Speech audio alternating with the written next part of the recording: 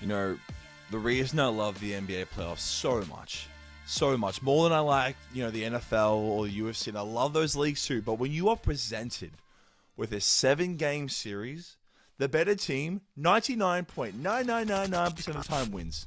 It comes out on top. It's basic math. You play a best of 7, the better team, the more deservingly winning team, will win 4 games, before its opponent will. And the way that works, it's not just talent. The less talented team has won plenty of playoff series. Exhibit A, the We Believe Warriors, kicking Dirk, MVP Dirk Spot, and the Mavericks out of the building, right? So it's not just talent. It's not just health or consistency or stylistic matchups for in that specific playoff series. That was the reason. So why is it, right, that the most important factor for why the better team just finds a knack for just figuring things out? I had the philosophy that it's put on the shoulders of the leader, especially in a game like basketball where having one player changes everything about an offense, about a defense, about a franchise, about playoff hopes or non-playoff hopes, everything. And when you even get deeper into that, there are certain intangible qualities of amazing leaders that gives the players, just the people that surround themselves with, an edge. Right? Take it out of basketball for a second. Let's say like Steve Jobs, right? Steve Jobs created Apple. He's dead now, rest in peace. He also was a maniac. He would berate and scream in engineers' faces. He repulsed authority. He would do things that you would never read about in a how-to leadership guide, but he would get the job done. People working for him would know you would get the job done.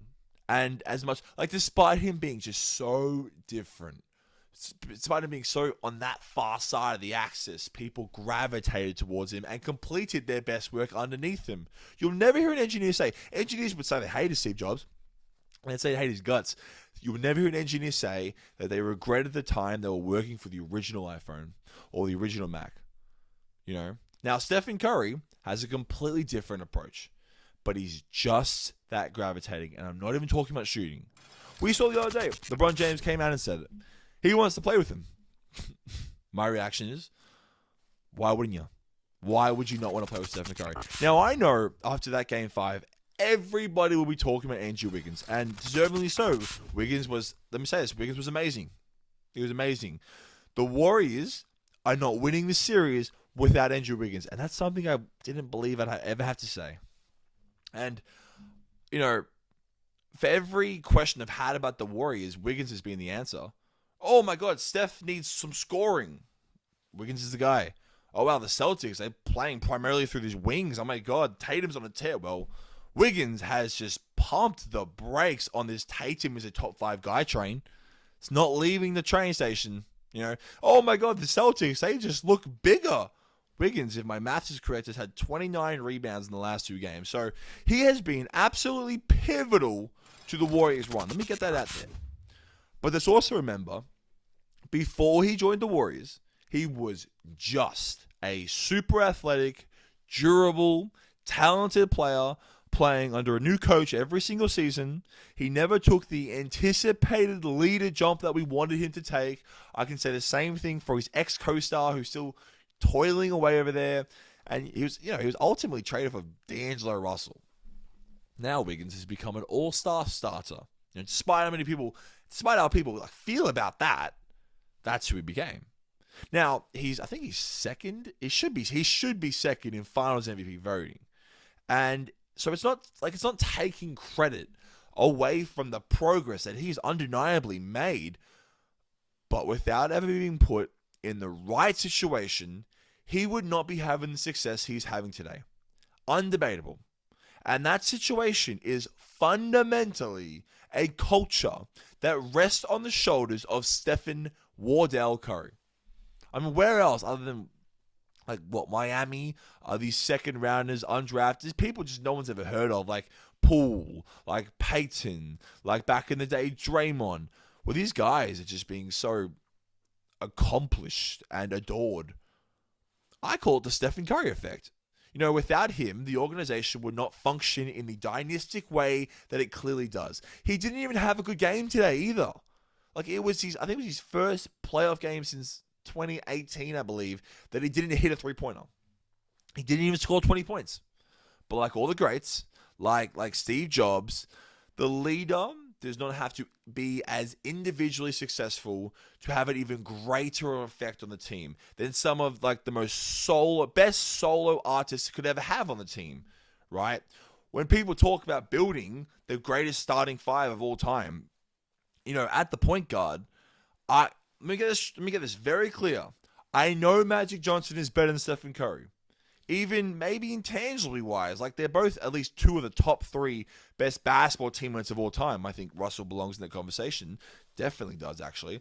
But when you talk about just this space that Steph Curry demands, he just commands everything. How we can just like set up these players by just moving around the court. It's so unbelievable that questioning, even with the overrated defense stuff, if I take Steph over Magic when I'm building an all-time starting five team. I mean, let's look at the other side of the table for a second, right? Tatum, he came out passive again. Just came out passive to the point where his coach had to take him out because he had not attempted a field goal yet. Remember, there is a balance between playmaking and scoring everything. And he was neither of that, especially when it mattered in that first quarter. He finished the game with 4 assists. So since as the leader of the team, his role was just collapsed, everything else broke down. It also meant that Jaylen Brown had to make up for the lost shots. And he went 5 for 18. Now everyone starts getting a bit clumsy with the ball because no one's slowing it down. They have 18 turnovers. The bench players coming out to a very non-confident game, a very confronting game, they didn't score the ball. The Celtics bench had 4 points today. That's it. The team missed their first 12 three-pointers. And even though they regrouped a little bit at the end, it was obviously too little too late. And a lot of this, going back to those early first quarter possessions, could have been fixed if Tatum was playing like the first team All-NBA player that we love him for from the get-go. Curry, he might have started bad as well. But Curry plays bad by, he's getting double-teamed the second he crosses the half-court line. Tatum, he plays bad by, he'll be on the floor, 6 minutes will go by, and you'd be, wait, he's actually on, yeah? That trickles down to the supporting cast every time. No one forgets, ever. No one forgets when Steph Curry is on the court, ever. That includes the teammates. Okay, thanks for watching. Like and subscribe because we have videos every single day. So do yourself a favor, like and subscribe. And thank you very, very much for watching. 1.